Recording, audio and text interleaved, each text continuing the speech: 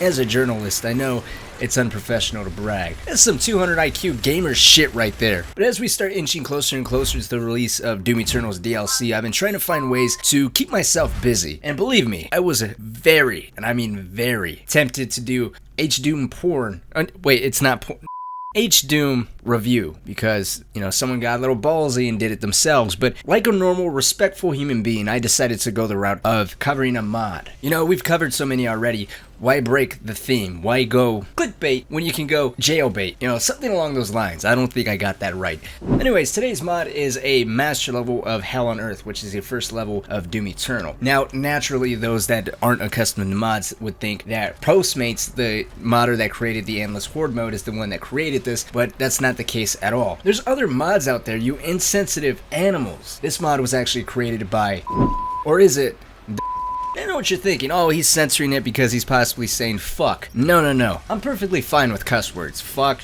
You know, I'm not going to go through it for monetization reasons. But we here at IGN are a Christian, all-American channel. And me reading this name, I'm detecting a whiff of ethnic. I shit you not. I can smell this guy's accent through my computer screen. So, for the sake of keeping our brand image alive, Christian, all-American, you know, anti-war, I'm going to go ahead and censor this guy's name. Thank me later. So, is weirdly a slept-on modder. He created the Hell on Earth mod, also created the Exotium mod, and also created the Mars Core master level, which hands down is probably one of the best master levels I've ever played. Id Software should definitely hire I'm gonna keep saying because I think censoring it is funny.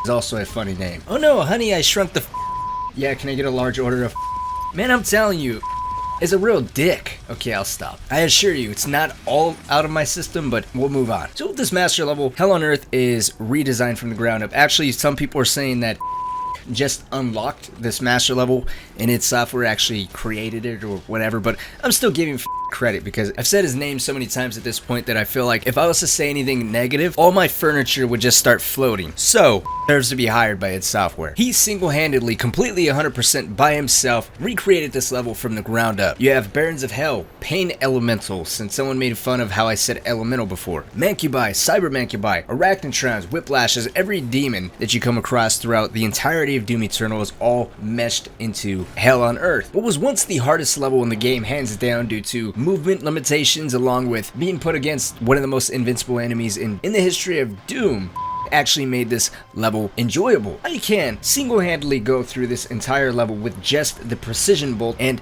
the rocket launcher, the typical weapons one uses when taking out the marauders. Now, of course, even though with the good there's always the bad, which in this situation, just like Protein in its Hordeless mode, completely omitted proper ammo conservation. When using things like the Super Shotgun, I'm still reloading, I'm still burning through my ammunition at a normal rate. Now, I'm not saying adding infinite ammo per se, but a bottomless clip would definitely be appreciated. I also don't understand these barriers. You see, whenever you enter an arena, there's these endless, seemingly random combinations of demon types that have nothing to do with one or another. You might get two Barons of Hell, Doom Hunter, a Cat Demon, a Whiplash, and maybe a Carcass. What the fuck does this combination have to do with anything? And why can't I just progress? Why do I have to kill every single thing before these barriers disappear and I'm allowed to move forward? And the fact that I'm forced to chainsaw, forced to get my ammunition back, just makes absolutely no sense. It's contradictory to what the idea of the entire master level is. You're incorporating all these insane demons to speed up the process and get your heart pumping through all this action-packed adventure, but then you're told you chainsaw a demon? Just watch a fucking animation. You'll get all your stuff back. Why couldn't you just give me infinite ammo for this knockoff lightsaber? Oh, sorry, I mean infinite charges. Or better yet, why couldn't you just make it where as I'm walking by demons, they just fall? Just fall to the ground. That way I don't have to wait for these barriers and I can basically sprint to the finish and move on to reviewing games I actually care about, like Knack 3 on the PlayStation 5. That is a real game. You want a real FPS?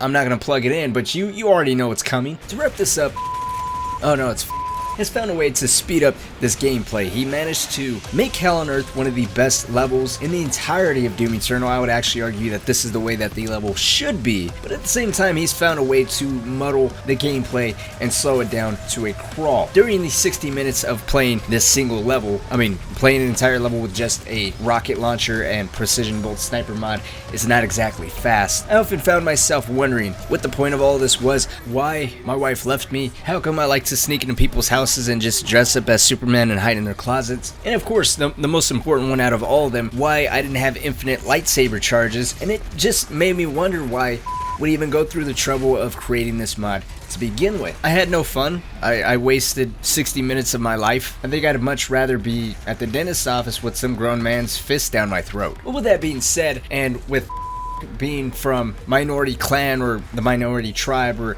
whatever he decides to represent as or what, and with IGN being an equal rights employer, I'm happy to give this a 10 out of 10 rating. I would definitely recommend. I would love to play this mod again, and I feel like he can, or they can't, get enough praise. So with that being said, all of my opaque or darker shaded skin individuals, feel free to support one of your fellow home slices by checking out mods, which will all be linked down in the description. Like always, guys, my name is Cynic, and you've just been journalized. That sounds very close to sodomized, but I promise you it's not. But until next time, I'll see you on the next Epic Gamer review, if we even get another episode.